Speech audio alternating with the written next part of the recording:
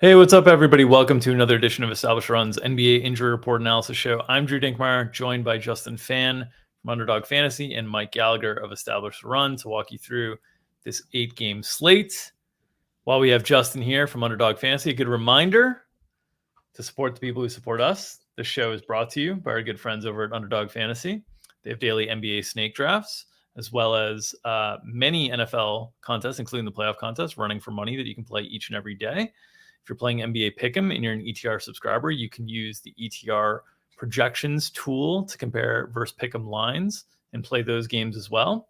If you haven't signed up for Underdog yet, you can use the promo code ETR at checkout for a deposit bonus match up to the first $100 deposited. Promo code ETR at checkout, underdogfantasy.com. Justin, how are you on this fine Friday? You are muted, my good sir. Oh, I think we're good now. Are we good? There we go. We're good. All right. Kicking off birthday weekend. Talking injuries, guys. So nice. Happy birthday. Thank you. Couldn't go a Friday slate without news dropping at the last second. It's got AD downgraded, obviously. Here we go again. But yeah, a lot to get into today for sure. Nothing like a good birthday present of an AD questionable tag for you, Justin. It's exactly what you ask for every year. Mike, how are you on this fine Friday? Doing good. Nice ad read. I had to fill in for it yesterday, and my parents' dog started barking. So that was super fun. I've still got 5 days left of that little. I'm not going to tell you what I call them, but yeah, excited for this slate. Not too much injury news, so plenty of time for me and Fan to just fill this up with a bunch of stuff that I'm sure everyone's dying to hear. Yeah, if you have been annoyed by the relatively large, massive slates that we've been dealing with, 15 gamers, 13 gamers, 12 gamers, the next few days of NBA hoops are for you. 8-gamer tonight, 8 games tomorrow. The slate will be a little bit smaller because of start times. And Sunday, 7 games, and again, an early game that will start. So you're getting a lot more mid-sized slates from the DFS perspective, a little bit easier to handle and kind of hone in on the plays that you'd like to focus on. Let's focus on the injuries here today. Let's start with those Lakers. LeBron is out, and now Anthony Davis is questionable in addition to Lonnie Walker. What are your expectations here, Justin, in terms of AD's availability and how the Lakers try to replace LeBron James? Yeah, this is going to be a tough one because we got the word AD was excused from shoot around. He's going to be reevaluated this afternoon. Obviously, that bug's going around. Lonnie Walker's been out a little bit with that same, illness. And definitely concerned about AD if he does end up going, him being limited and not 100%, seeing his minutes scaled, but he's still dealing with that Baki back as well. So AD was in an amazing spot before dealing with this, interior defense of the Kings. They just sorely lack rim protection with Domas at center.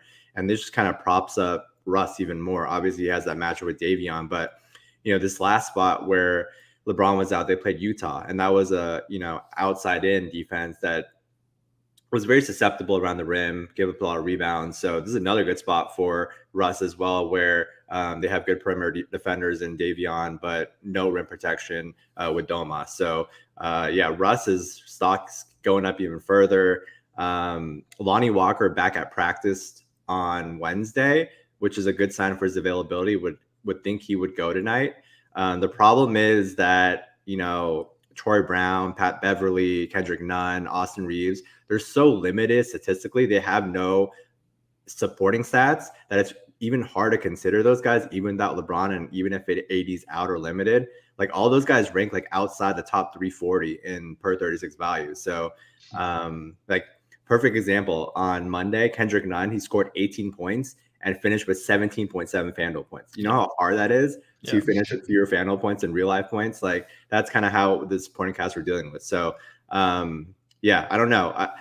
I think we're expecting Austin Reeves to start. So probably Beverly, Reeves, Troy Brown Jr., Walker, and AD if AD is able to go. So yeah, that's my expectation right now.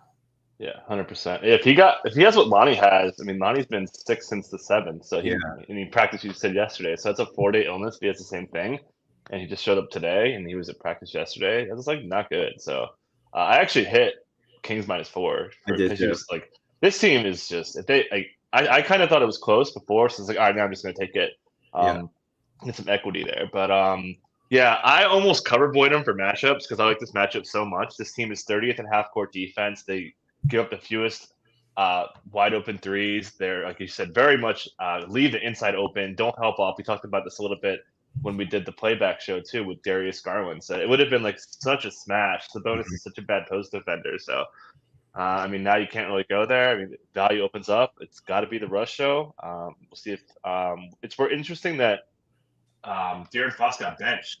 We were trying to figure out what was up with Fox. He got benched because of defense and wanted to play Davion Mitchell, but he redeemed himself late in the game and guarded Mitchell, so he's in good graces now. So expecting a full Fox workload, unlikely to be benched. But yeah, 100% agree. If they do have AD, and even regardless, I would expect them to start the perimeter four guys of Patrick Beverley, Lonnie Walker, Troy Brown, Reeves. They don't need an additional post defender. We saw them start Wenyen Gabriel over the weekend when they didn't have LeBron the first time, but that was against a bigger Utah Jazz defense or just size overall. So definitely with you. I want to see Matt Ryan out there. We talked about this on the playback too, but I think he could pick up some minutes. They're going to have to just really space the floor. They're probably going to have to start Damian Jones. Revenge game for him. So if they can't start AD out there. Do you guys think we know that they're committed to bringing Russ off the bench with LeBron out? Do you think if AD was out as well, that would still be the tact, or do you think anything changes from that perspective? They probably have to start him. If there's no AD though, I mean that's just gross offense. They seem pretty set on it though. I don't know. Maybe they just slide Damian Jones or Wenyen Gabriel in there and still bring Russ off the bench. Wouldn't surprise me. You know. Yeah, I don't have a strong lean, but they seem pretty committed to that. If they don't do it, that they are dug all the way in on this one. Yeah, it would be a big tell. The cast that they're going to start, Beverly, Reeves, Troy Brown, these guys, throw in Lonnie Walker as well. They're all meant to be the supporting pieces around a main, centrifugal force in terms of offense, and it's not Damian Jones, so that's why I wonder if AD was out, if Russ moves into the starting lineup. I think Reeves would be most vulnerable in that scenario of the guys. But yeah, this is one where it's an 8-game slate. It's once again one of the late games on the slate, the latest game at 10:30. We saw last night where there were 4 games on the slate. There was one late game at 8. You thought maybe you'll get that Portland news. It came at 7:32, so it was after lock for the 7:30 game. You could get a similar scenario here where you're kind of waiting around and there could be value. It'll be very interesting to talk about. Mike and I will talk about that on the DFS premium show tonight, how to set your rosters up in advance. All right, other questionables on the slate. Let's start with Orlando, where Paolo Banchero and Kevon Harris are both listed questionable. Banchero missed last game. We thought it was a pretty light tweak on the ankle, so we were a little bit surprised that he missed the last game. What are your thoughts on his availability tonight, Gallagher? I think like we said, it was a really light tweak. Played through it in the last game, was seemingly unaffected, had like a little limp to the bench, checked out. But as I said, to close that argument, this happens a lot, and sometimes teams are careful. If he has any swelling, this team certainly is not winning any games. But again, I think he returns. Certainly that would bump Chuma Okeke back to the bench. Mosley has said multiple times he wants to try this unit out basically until they can start getting guards back. So I would expect Paolo to play pretty close to normal minutes here, along with this rest of the unit. And we'll see what happens with this last rotation piece. We've seen it be sometimes Bamba's out. Bamba got some minutes last time. Obviously, that was Paolo related. They bumped RJ Hampton out sometimes, kind of rotating that last spot. And we've seen Caleb Houston get some run as well. But I would expect him to be the starting 5 with, Ross as being the key piece and mixing it up with really the rest of the rotation. Any notes there, Justin? Yeah, they said he's considered day-to-day. He tweaked it on with 4 minutes left in Monday's game on a drive, shot free throws, finish out the game. So it doesn't seem like a big injury, major injury at all. Maybe they do play it safe, but would lean towards him playing. I think the interesting rotation notes are Bol Bol's minutes, just 25 and 21 in his last 2 starts. Has just one total foul in those 2 games, so it's definitely not foul trouble. A lot of it's Mo Bamba. Like Mo Bamba, we saw 24 and a half minutes last game, about 10 minutes of overlap with Wendell Carter Jr. His minutes are kind of trending up and eating into Bol Bol a little bit. So that's something interesting to watch. Yeah, I think Bamba's spacing is giving them something that they feel like they need offensively a little bit more. Bol Bol has not been that floor spacer, even though he's willing to take threes. He's not the same type of floor spacer because he kind of floats around a little bit offensively. Good note there in terms of the minutes potentially ticking down. They are playing Phoenix, and Phoenix tonight, Chris Paul is questionable. Landry Shamet has been ruled out. We've talked there without Cam Johnson, still no resolution of the Jay Crowder stuff. So this team is potentially very, very thin. I will note that the betting markets, the prop markets specifically, are very clearly assuming Chris Paul out tonight. What are your thoughts there, Justin, in terms of his likelihood of playing tonight? Yeah, so Monty said the Suns are being cautious with Paul and protecting him from himself by holding him out. They said they wanted to give him his body some rest because they played a ton in the preseason and he didn't get many days off. CP3 afterwards said he wasn't worried about that heel issue and he doesn't see it like as a prolonged thing. He got up shots after shoot around this morning. It was unclear if he participated in shoot around. I didn't look like it. He was doing like some stretching work with that heel beforehand. So, I mean, you look at this spot, and this is a spot where the Suns can afford to be cautious again against the Magic. I think I'd feel a little better about his chances of playing if it was a more competitive game environment. But this is a spot where they should be able to win even without him. You saw how they did last game, and yeah, I mean, we saw Campaign started to play 35 minutes. You don't have Landry Shamet either. So we should see a good amount of Damian Lee in this one and more Josh Okogie. I don't think they really want to dig into Dwayne Washington Jr. that much, DNP-CD last game. So, yeah, I mean, Mikal Bridges was the story for me here. 23.1% usage rate on Wednesday, his highest in a single game this season. He only topped 17% once in his first 10 games. So Mikal going like mid-20s usage is crazy. Devin Booker, massive role, 18 potential assists on Wednesday. That would be second in per game this season, equal with James Harden. So he had a massive role. And you look at the time of possession, like Campaign and Devin Booker just dominated possession. Like 8 minutes of possession for Campaign, 7.5 minutes of possession for Devin Booker. So this is a spot again where you're looking at Campaign, Booker, and Mikal Bridges. DeAndre Ayton got Gobert on Wednesday and gets another kind of tough spot today against Orlando. They have a lot of length and size inside. You generally want to attack Orlando with the guards and on the perimeter. So definitely looking at Campaign with that workload, especially without Shamet. Just a huge minutes floor. Yeah, he picked up a lot of second half minutes again, and we saw in the Philly game without Chris Paul, Booker played the whole second half. They clearly are not worried about this at all, and a matchup is good for guards. We've seen a lot of guards produce against this Magic team. We like really good guards who don't care about size, who have this crazy skills, Luka and SGA, some of those guys. So definitely a good spot for Booker. Yeah, they don't play again until Monday, so it's another one of these spots where they can probably take a conservative approach and get a few extra days here for CP3.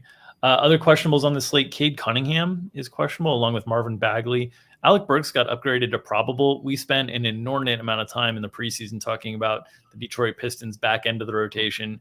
We might actually have some of those conversations now in terms of trying to figure out who's going to play, who's going to get squeezed here. If both Bagley and Alec Burks return to the rotation, I'm interested in knowing who's vulnerable in terms of minutes ceiling, and also if what's the likelihood of Cade playing tonight. Gallagher, have you have any notes on this one? Not much. I think it's interesting to note that Burks got the Q tag the last time, and now he's probable. So I think Bagley's maybe a little bit more on the doubtful side based on the timing of the doubtful elevated to questionable. So I would lean a little bit out on that one. But I think Cade just got kind of like dinged up on I forget what happened. Did you see the injury? I remember him like hobbling. I didn't see the details though. Did you see it, Fan? Yeah, I don't think it was that serious. Yeah. Am I the only one hearing echo here, or is that just? I got an echo. Yeah. All right, that's a struggle. That's not good. It's probably from me. So I'll mute when I'm not talking. But yeah, Justin, if you want to go ahead and dig into your notes on. Yeah, I mean, perhaps that shin issue had something to do with that dreadful 1 for 11, 0 for 6 shooting performance from Cade last game. I don't really have too strong a lean on whether or not he's playing. I think Burks was like on track to play regardless, so I wouldn't read too much in him being like upgraded probable. He was like questionable last game, so it's like the kind of progression of that injury tag. And if Kojo misses, if Cade misses, would guess Kojo gets the spot start again. Though I don't have a lot of confidence in him. He's been limited to just garbage time in the last 5 games, and just really doubt he gets up to the 31.6 we saw earlier when he got that spot start. And they have Burks back to another option who played some point, in New York last season. So if Cade ends up missing, we talked about the Knicks gave up the second most wide open three-point attempts in the league. So really good spots for Bojan Bogdanovic, who smashed last time they were shorthanded, and then Saddiq Bey as well could get him going, and then Jaden Ivey, massive usage rate differential this season with Cade off the court. So those three are the ones I'm watching. Killian Hayes too, starting to play a little better. Starting to see his role increase a little bit. 12 first half minutes on Wednesday, 23% usage, season high 16 points. So might see him cut into to Kojo a little bit as well, potentially, if Cade's out. Yeah, and I think that was the issue, I think, with fixing the echo. But I'm with you. Casey is the king of elevating third string guys to first string guys. So I think they would still start Kojo, and again, Ivy would pick up usage. All those guys would really elevate usage. Saddiq Bey got the Julius Randle matchup the last time. You mentioned the open three, so I think this would be more of a Saddiq Bey matchup. Also, Saddiq being staggered away from the first unit a little bit. So it's kind of setting up nicely for Saddiq Bey if you look at some of the stats and the matchup stuff. But we could talk about the Knicks, I guess, with on that side. But I generally agree that pretty much everything you said. We could just move on. Well, I wanted to get your guys' thoughts on the Pistons rotation if everybody is healthy. Like who is the odd man out potentially? Bagley and Burks adding two guys to it. Like where do things move if these guys are all healthy? Diallo's got to go. I think that would be And then I guess they're going to Livers is on thin ice as well. I don't think he's like completely out, but he gets Duren even.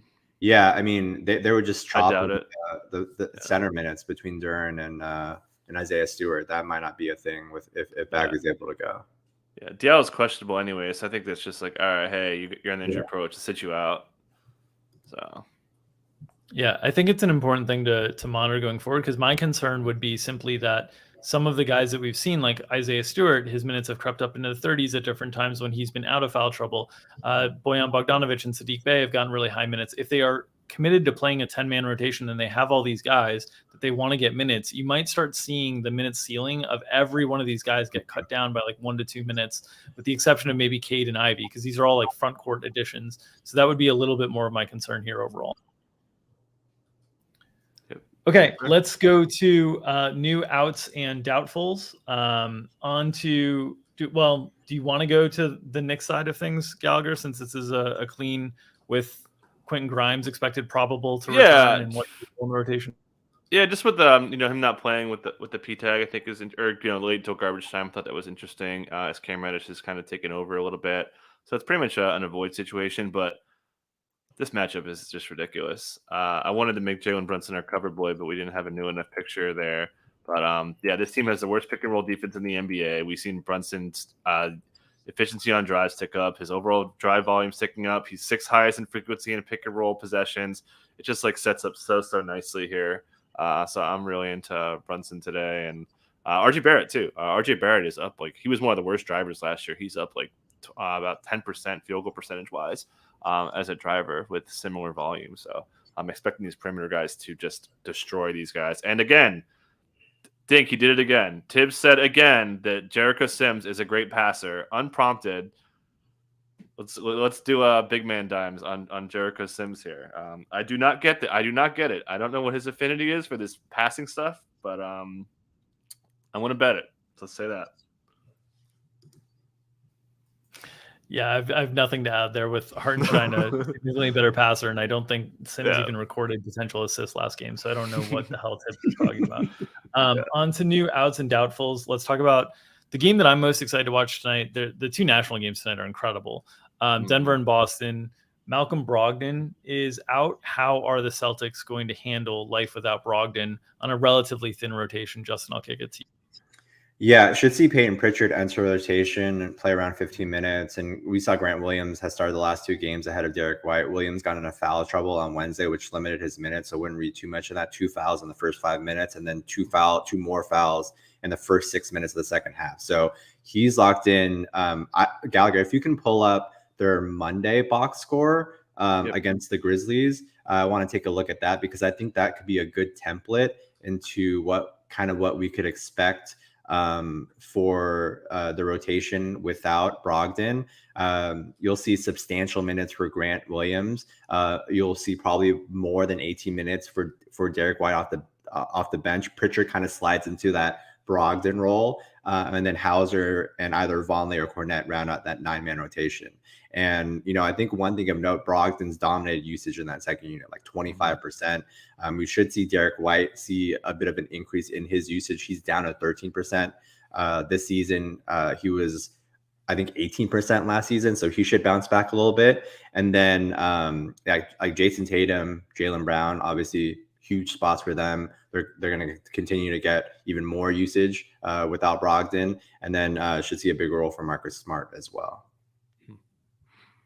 Yeah, Sam Hauser definitely benefited a little bit from the Great Williams stuff, but man, Joe Mazzulla really talked to him about after the game for shooting and giving space in that second unit. As you mentioned, used to be available, and they don't really need the ball handling. Like with Pritchard last year, they had him do a little bit of ball handling, especially when like Smart was dinged up. So I think he's going to kind of be almost like a George Hill type, where he's playing point guard but shooting more and giving spacing. So I don't think his minutes are going to get too high. But yeah, I definitely think Grant is, and those start like we talked about how thin this team is. Mm-hmm. Just the top 6 guys here, with Derek White, whose minutes have really cratered. He should come back to life here in a spot where they don't really need that kind of defense. They're going to really try to focus on Jokic, who's in a pretty good spot here. I like him a lot, but yeah, I think he mostly nailed all this stuff. All right, let's move over to the Bucks, where once again they'll be without Giannis Antetokounmpo, Jrue Holiday, and Chris Middleton. No fear, Javon Carter is here. How do the Bucks respond once again? I mean, pretty well. And the cupcake matchup today against the Spurs, 29th in defense, 5th in pace.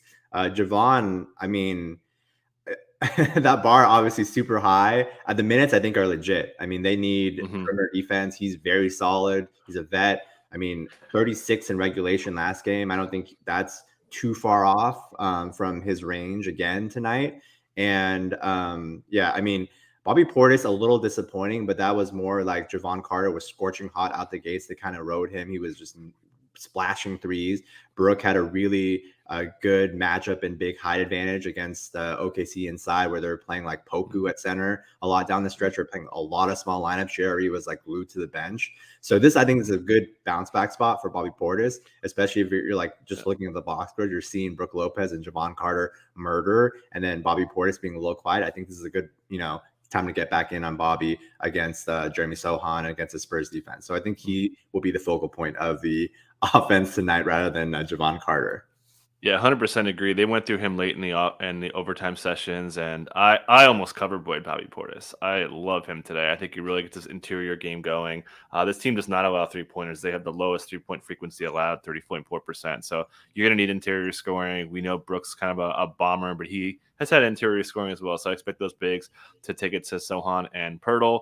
And Carter didn't drop too much. It was a lot of 3-point shooting. Almost 10 minutes of touch time for Javon Carter. Obviously, overtime inflated that, 21 potentials, and even 14 drives. So he could produce. Yep. I'm not worried about the Trey Jones matchup. Just true. I mean, 9.7 minutes of touch time. I don't care how many overtimes you play in. That's just a really big number for a guy who's off ball. And again, he's the only guy that fits that role. So yep. I love him. Just hit Marchand Beauchamp. Awesome in the second half. I think his minutes are solidified. One thing I'm watching is how Grayson Allen responds, because they have huge wings, right? To Vassell and Keldon. Do you elevate Wes? Do you bring something along those lines, pull back George Hill to get Wes and some more size out there and bring Grayson as more of a point guard, shooting guard type? I think those are things that are kind of on the table that we'll definitely talk more about on the DFS show. I think Hill losing some to West makes the most sense. Hill was up at 31 regulation minutes, which is a little high, definitely higher than I thought he'd be. So I think that's an adjustment that I would anticipate. Mm-hmm. Do you guys think the Bobby Portis minutes rebound back? Because they were a little bit light in this game against Oklahoma City. Getting into 34 with overtime is probably what many would have expected would have been close to a regulation number for him, kind of coming in with how shorthanded they were. Do you guys expect those minutes to rebound tonight?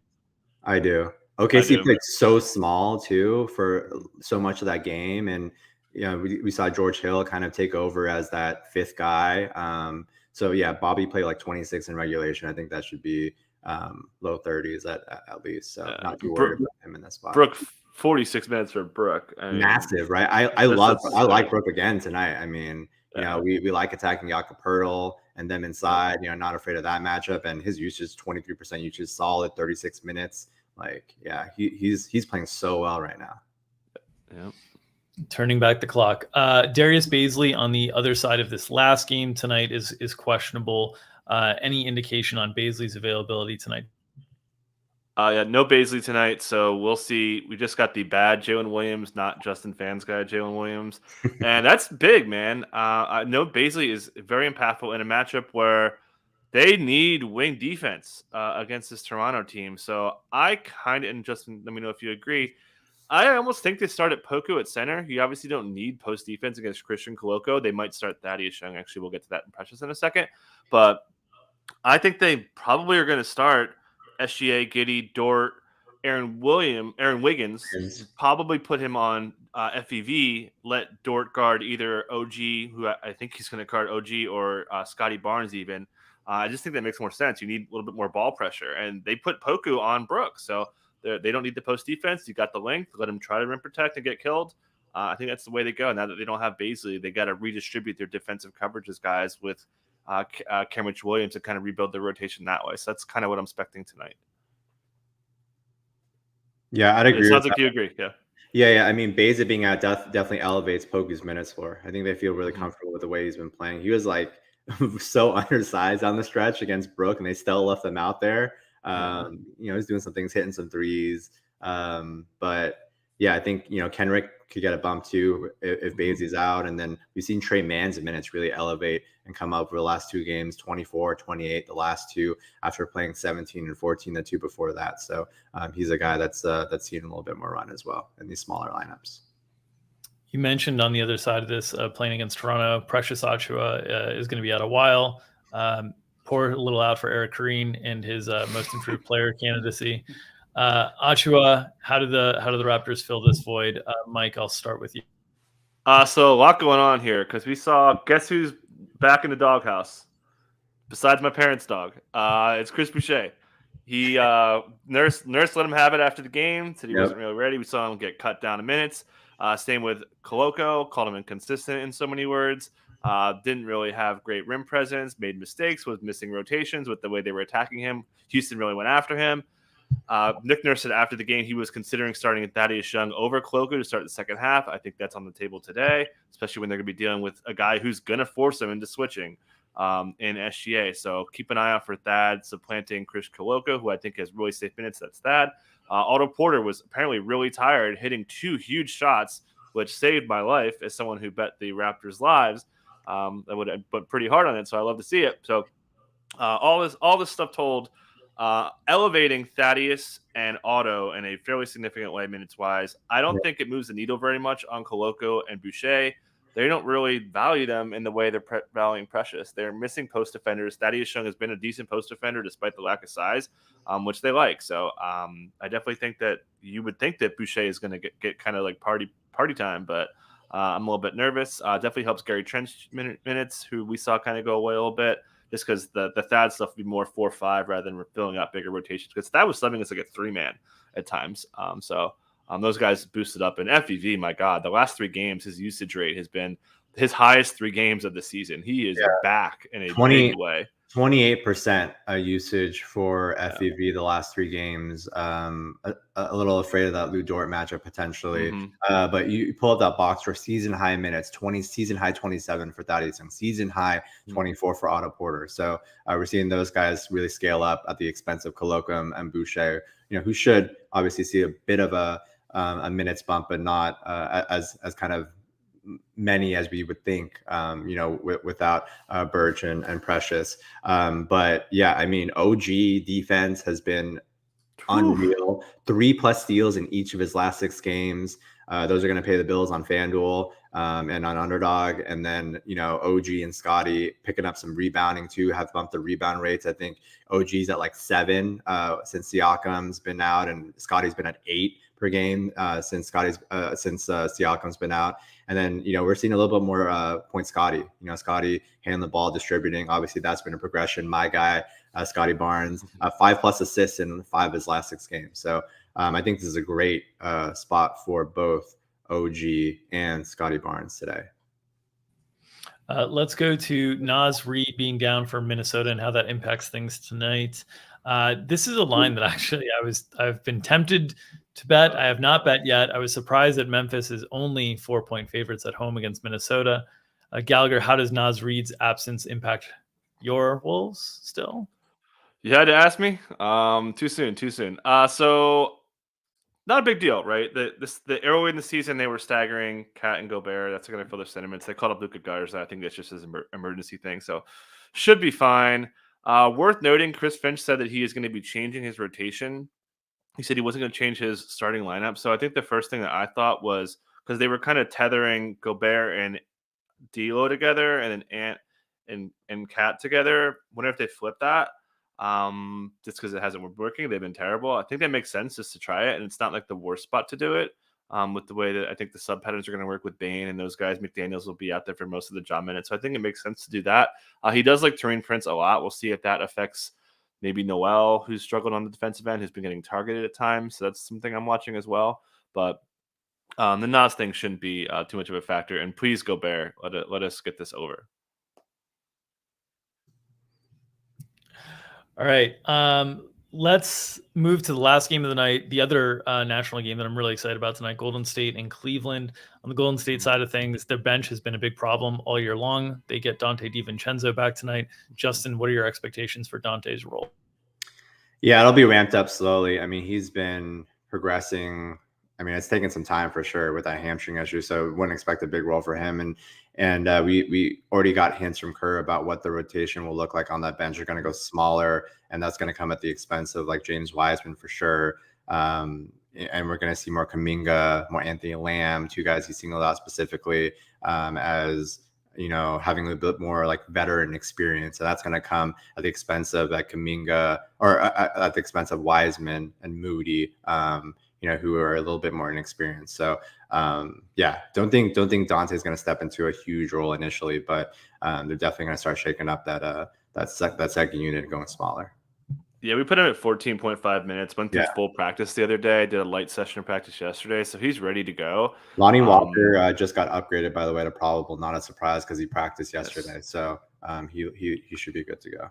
Awesome. So as you mentioned, Kuminga, they wanted to play Kuminga both halves, but they just fell behind so bad in such embarrassing fashion that they had to get that game. So Curtis said, hey, we're off for a few days. Let's just tighten up and win this thing playoff style. And luckily they did. Thank you, Steph Curry. So I would expect Kuminga to play both halves, which means he's looking at upper teens. I think Weissman goes completely bye-bye. There's really Kerr talked to him before the last game saying, hey, we're going to go away from you. Stay ready, blah, blah, blah, blah, blah. So expecting him to be out again. Anthony Lamb in the rotation. And you're essentially slotting DiVincenzo in Ty Jerome's minutes plus a little bit more, possibly dinging Moody, maybe taking a little bit of upside off of Clay, and maybe a teensy bit off of Wiggins as well. So you just mentioned what you just said about them tying the rotation a little bit just because they had to win that game against Sacramento. I really think we could see something similar tonight against Cleveland because the Cavs have the best bench in the league by net rating. And you're looking at this Warriors bench that has been sputtering the entire season. And they're just throwing darts at the wall. Anthony Lamb's in there now, like Ty Jerome's in there now. Like it's wild. So this is a spot for sure where I can see Kerr kind of running it back. I mean, this is going to be a close game, projects to be really close, 2.5 point spread, and where I can see the starters' minutes getting extended because they're like Kevin Love, Jetty Osman, Isaac Okoro, like those guys are just like manhandling this Warriors bench. So could see a repeat of that Kings box score against a Cleveland team that plays their starters a lot too. It's actually something I highlighted in a social video that will be coming out later this afternoon as well. And I'm expecting this game to play particularly tight. One note on the Warriors second unit, does JaMychal Green get back into the mix against a bigger front line of Cleveland, or is Anthony Lamb kind of usurp this spot going forward? What do you think, John? Yeah, I think he likes Anthony Lamb. I think he'll kind of keep it there and maybe make second half adjustments if needed, but he's been pretty vocal about wanting to go smaller. I think that it kind of maximizes, and they've been playing better without Wiseman and JaMychal off the court. So I think he'll stick with it initially and kind of see how it goes. Mm-hmm. Yeah, he likes Lamb. He thinks Lamb is like Lamb a so lot. polished and as a great rebounder and all that stuff. They don't really care about the post. Well, they may care more about post defense here, so that's Yeah. why I think kind of middling it. We saw like Doc Rivers always go to Michael for post defense earlier in his Clippers days, but yeah. Got to call out this. Can I just call it? No slandering OG here. OG has guarded DeMar DeRozan, Jimmy Butler, James Harden, Kevin Durant, Tobias Harris, Donovan Mitchell. He's insane, man. No OG slander. But that general comment is correct. Steals are not the best For way sure to measure defense, and it's more like 100%. positioning, pick and roll, all that type of You're stuff. just adding it to his resume. Is all you're doing. We're hyping up OG because 3+ steals a game is insane. That's like that's 9 points a game right there. This is a fantasy analysis show after all. We've got to keep it simple sometimes. On the other side of this game for Golden State, just to note that Darius Garland reportedly was ill last game. So were we after the Cavs +6 didn't come through. Gallagher, any thoughts on Garland tonight? Yeah. So he looked bad. I was like furious about how poorly he was playing. I don't know, man. We've seen guys like LeBron, for instance, comes up with illness. It takes him, a few days. And the other thing too, are the Warriors bad on defense? Like, is this really who they are? It's just so odd to see this team just be so bad over such a long stretch. Was it like road related or whatever? So I was writing out matchups and I couldn't pin down if I wanted to like attack this team. It's just we have such a sample of this team being so good, taking away big men all the time. Matchup we're always fading unless you're like a truly elite 3-point shooting guy. So I'm interested. It's like you said, by far the most interesting matchup of the night. They have the biggest jump in defensive rating by far this season compared to last season. I think it's like +10 or something crazy. Yeah. I don't think they deserve to be respected right now. This team is like in utter disarray. Like there's been like Steve Kerr's being asked about benching Klay Thompson. It's wild, man. So Darius Garland, he did practice yesterday, and Bickerstaff said he was doing good for what it's worth. I think Bickerstaff was upset that Mitchell let that slip because he was being really vague about it and asking why Mitchell did not play well. It was like, all right, why can't you just say he wasn't feeling well? But anyways. All right. Well, we've gone through the 8 games on this slate to get you prepared.